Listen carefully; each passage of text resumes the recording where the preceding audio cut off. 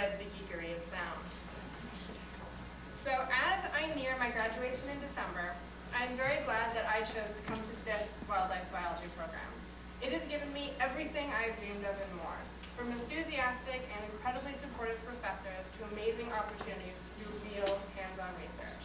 So I go into the future with the confidence of the knowledge that I've gained here.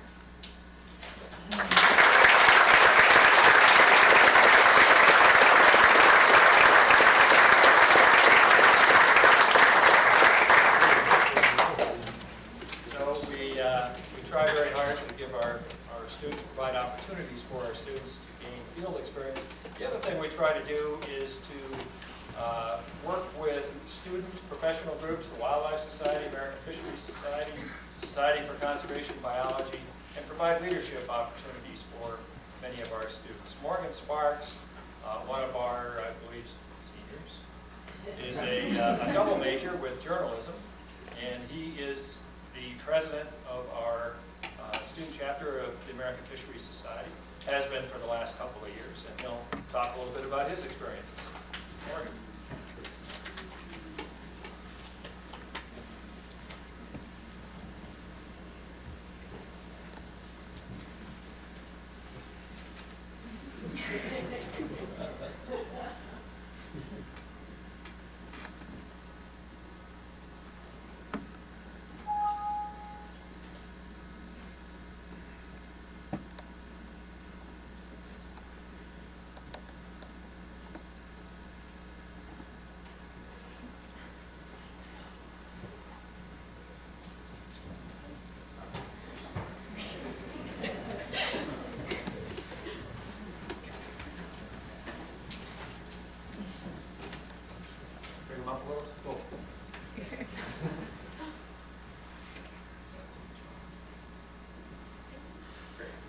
All right, thanks, Dan. First off, I just want to welcome everybody to the 75th anniversary celebration. It's great to see so many folks here. A little bit about myself, as Dan mentioned, my name is Morgan Sparks. I'm a senior here at the University of Montana, and I am a double major in the aquatic option of wildlife biology and also print journalism. So before I get started, I do want to explain this picture a little bit. You have to excuse my grunginess. This is after 3 months in field camp in Alaska.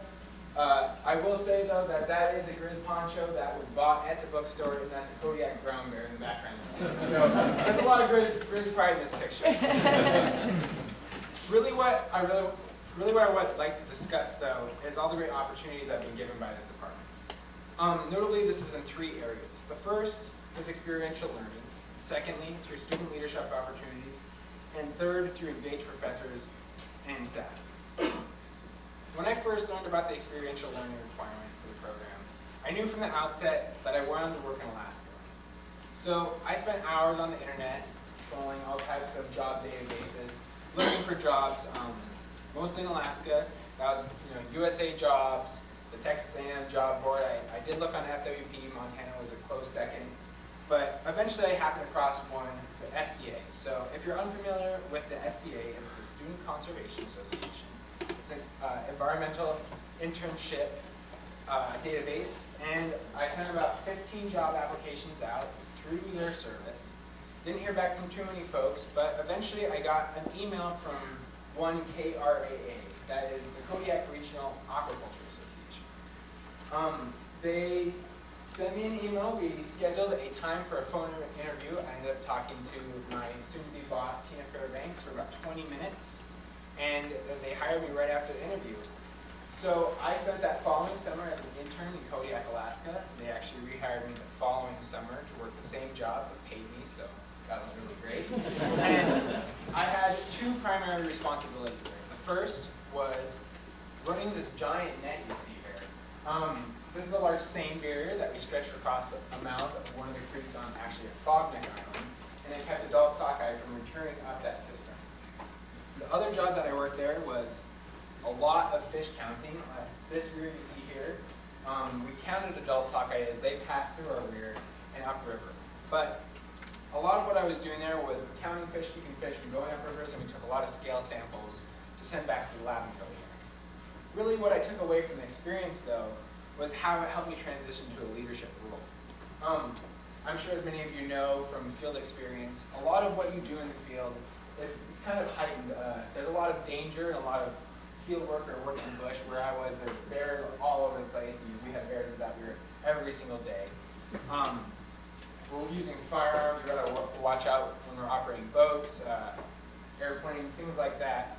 And you have to make split decisions and you have to make them correctly. So when I came back here after working that internship, I really felt like I was ready to assume a position of leadership. Also though, I do want to talk about a little bit more about my experience. I met a lot of great friends and people up there. This one in particular was not such a good friend. Right after I took that picture, she actually bluff charged us, so that was not very fun. There was excellent fishing up there. This one is a dolly barb we caught in our weir trap. It was pretty enormous. Some really good bottom fishing. I had about a 100-pound halibut. It was delicious. And finally, a lot of fly fishing opportunities, which I love to do. That's my first chum salmon that I ever caught. So, second one, opportunities provided by the Wildlife Bio program, and one that I have found very rewarding, is the chance for student leadership. In my time here, I spent about 2.5 years as the president of the American Fisheries Society. In that time, we traveled to a student colloquium in Idaho. We actually hosted that same colloquium at this university, in this room, in fact, the following year. And we've also traveled to a number of state meetings, one in Helena, one in Great Falls. And one of the things I'm most proud of, and I feel has been a major accomplishment of that club, is how we've helped other members and other students get into internships, jobs, and just into general networking opportunities. We've had a number of our members find jobs throughout the state, or I pointed out the SCA because of my experiences. A lot of people have gone to Alaska, across the West Coast. Also, my position in that club has affected me at a personal level. I think I've become a lot more of a rounded individual because of it. I've really developed fiscal and management skills, which I know go a lot farther than just the wildlife field. And actually, my position in the club helped me get my second internship for my other degree, print journalism. Last year, we went to Helena for the state meeting, and I talked to the executive director of Montana Trout Unlimited, who is Bruce Farling, and we actually worked out an agreement for me to work with him this past summer. And I spent 3 months there writing for their newsletter. I actually wrote about a 2,800-word article on whirling disease and the current status of it today in Montana. And I got in the field quite a bit. I worked a little bit on a tributary on the Upper Clark Fork. We caught some fish there, some West Low cutthroat, and we were looking for bull trout, and I got to shock fish up in Nanaimo. So that was a really positive experience. I think lastly, though, I need to recognize the faculty and the staff of this program. They really care about their students here, and I think we're always their #1 priority. The folks here, they always have an open door. They're always involved with student projects. They're helping with student research. We've had a lot of good folks involved with our club, and they're always helping students network. In my own personal experience, I've got a couple people helping me out with some undergraduate research right now. I'm looking into how whirling disease is affecting populations of trout on the Blackfoot River.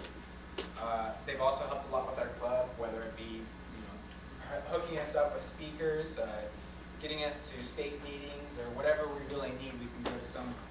And finally, as I look to the future, I've got a lot of people helping me with how to apply to grad school, who to look for, what I'm looking for, helping me figure that out. So I really think that these folks are invaluable for the school, and it really wouldn't be the same without them. And we really should recognize that. So, in closing, I would just like to reiterate the opportunities I've been given by wildlife biology, which have helped me achieve so much. The first with experiential learning and my time in Alaska. Secondly, with my student involvement and the opportunities here with helping other members get involved and move forward in their professional career. And finally, with the engaged professors and faculty here who are just as influential. I know that the skills I've developed in this program have helped me lay a path for a very bright future, but not only in my profession, but also as the person I hope to be. Thank you.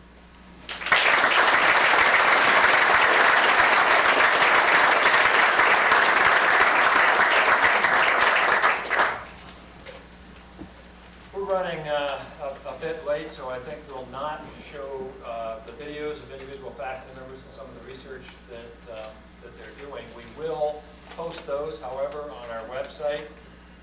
Emma tells me that we have something called Facebook now. Some of you may be familiar with. Like our page. Yeah.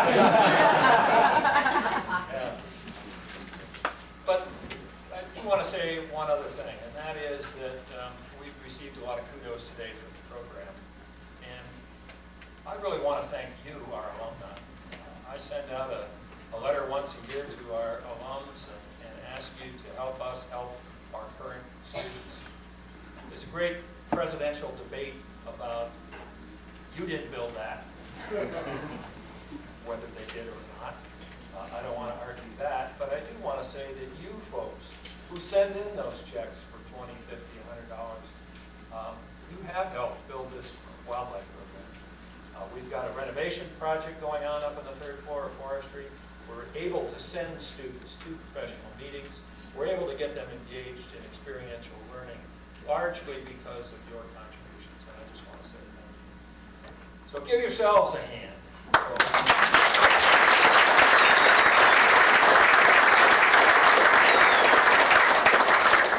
Okay, it's 5 o'clock. We have a reception scheduled at 5:30 up in the ballroom at the University Center.